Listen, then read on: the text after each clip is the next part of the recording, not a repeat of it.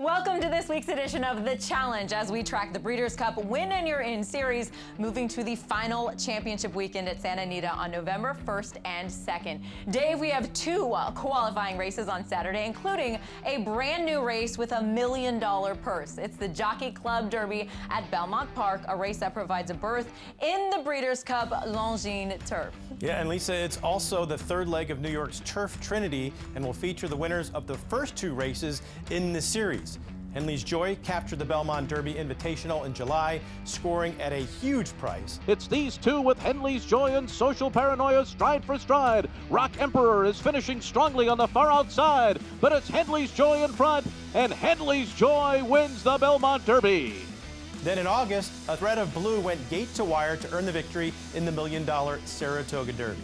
A thread of blue trying to get another 16th of a mile. Digital Age running after him. A thread of blue is still there, and he's going to go all the way in the Saratoga Derby Invitational. Those two headliners will also be facing a host of international runners from France, England, and Canada. Dave, tell us about our other challenge race of the week at a very different venue from Belmont Park. Exactly. That would be the Run Happy Turf Sprint. It's held at Kentucky Downs, a quaint track located in rural Kentucky, undulating hills and turns. The winner of this race earns a ticket to the Breeders' Cup Turf Sprint, a race won the last 2 years by Stormy Liberal.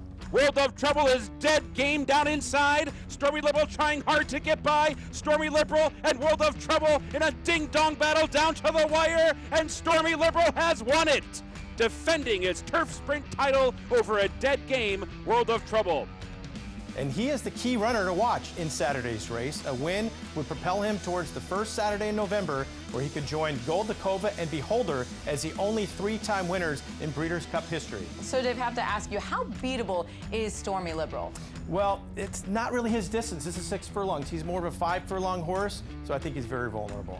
All right, well, you can see both of these races on NBC's Win and You're In Challenge Series, broadcast from 4:30 to 6 p.m. Eastern Time, and of course on TVG. Thank you for watching this edition of The Challenge. Join us next week as we continue to reveal qualifiers for this year's Breeders' Cup World Championships, coming up the first weekend in November at Santa Anita.